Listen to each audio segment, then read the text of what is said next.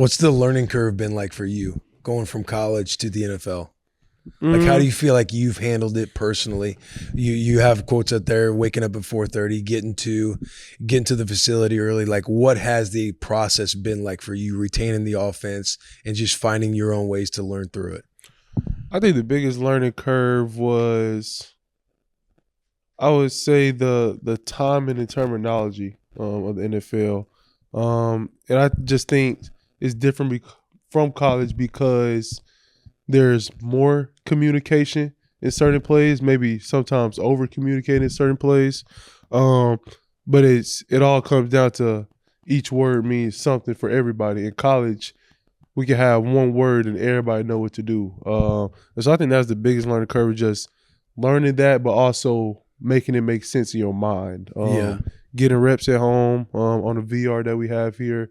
And then I would say the biggest thing was saying the play call for me. And I did it my last year in Miami, saying the play call, huddling up. But just how the play calls, how long, how wordy they can get, is just very different than college. Your study habits have to be good, like even on your own at home, because it's like you hear stories about you. You could be talking shit with the defender and coaches in your ear giving you the play call and you're retaining the entire play call and going out and executing. Mm-hmm. I feel like that's very impressive for a young age and a first-year quarterback.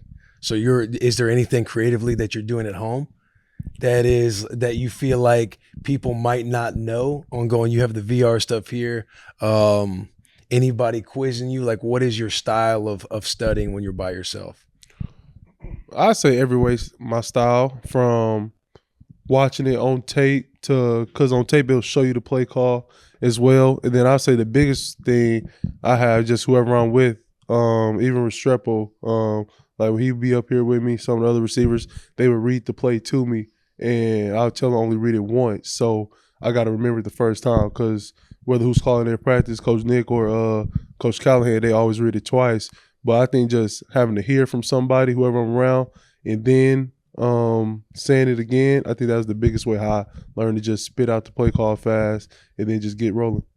I heard an interesting story about you when you went to first got to Miami. I don't know who it was, but they talked about it was like the first 2 or 3 days you were there, and they were there to watch practice, see how spring ball was going, and you were essentially motherfucking the team on how we're not good enough, we got to be better, and it's like your second, third day in the building.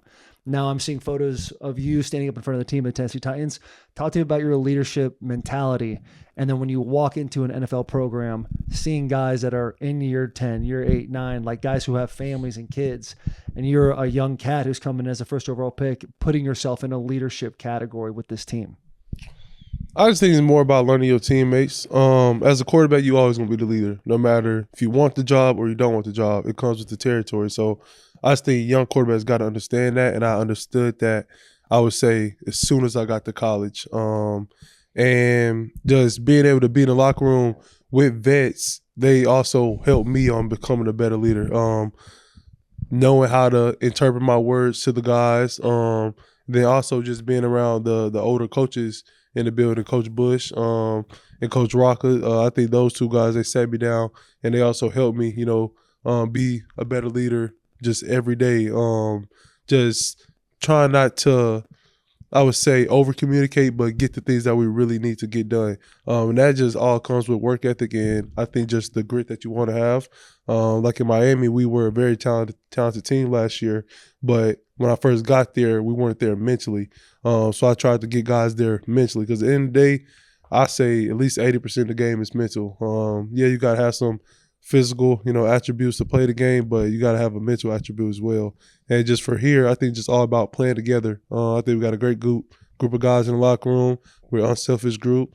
And I think the vets that we have in Jeff, Quandre, Tony, Calvin, like, they've helped me just in this short amount of time, get to at least being able to play at a high level. I know I got a lot of work to do, and I'm glad I got those guys by me. You mentioned like stepping into college and understanding the role that you're playing leadership-wise and being the quarterback. Who's been your biggest influence in leadership? Because it is uncomfortable, no matter how you spin it, the first time you're standing up and speaking to the team or stepping out of your comfort zone to be like, I'm going to take on this responsibility. Who's been your biggest influence when it comes to leadership? I wouldn't say I had an influence on being into leadership. I just always felt that I'm always say what's on my mind, no matter how it comes out at any given moment. I'm gonna say what I feel. If it touches you a certain type of way, then it touches me. I could give. I don't care. So, But is that something you're observing from either your parents growing up? They created a space to where you could have this confidence with yourself? yeah, I would say that. Especially growing up, my parents they real old school, so they believe in whoopings, they believe in taking stuff away. So you ain't gonna get over on them, especially as a kid. Over time, they got a little bit more lean with me since I'm the youngest of the family, so I got a lot of weight, with a lot of stuff in my house. So I just think just it's a product of your environment. I think my parents raised me well, and I think it shows in my leadership. There's this new era of college football where NIL, everyone's got money, everyone's making something, chains, cars, the whole, it's really like a mini NFL at this point. You see a lot of guys allowing the distractions to overcome them, but you're a guy that consistently you see, whether it's in press conferences, that viral video of you and Shador sitting there, and Shador's like, "Hey, let's do a song," and you're like, "I'm a football player." Like, I want people to know I'm a football player. At what point were you like? Were you not letting yourself be distracted by all the new shiny things? Obviously, you have one scholarship offer coming out of high school. Then you go to Washington State, and then you end up in a place like Miami. There's a lot of opportunity there with you making money to be distracted, but you just seem like a guy that consistently is like, the main thing is the main thing. That's all that matters is football. I just think that's how I always carry myself. Like even now, even after signing the field, I still don't have no crazy stuff. Eventually I'm gonna get me some crazy stuff because I worked for it. I want it eventually. But that's just never been my focus, at that time. Right now it's still not my focus. And I want to be known as a football player. At the end of the day, I just think, that's what, at least I was put on this earth for. One thing to do is play football. I think I'm very good at it. And I just believe in just showing, my skill set and letting everything else take care of itself. I was just going to say, why do you love football so much? I think I love it more now because it wasn't my first love. So every day I'm constantly learning something different, whether it's about myself, whether it's about what I need to get better at, or just in offense particular. I was a big-time basketball player growing up. That's really all I wanted to do. And then, just over time, football just became just better to me. The atmosphere around it, the crowd around it, the enthusiasm everybody plays with.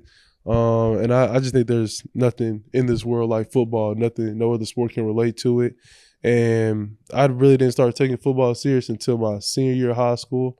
And I think just after that, there wasn't a lot of kids, who could throw a football like me. And, I just took off and ran with it. Look where I'm at now.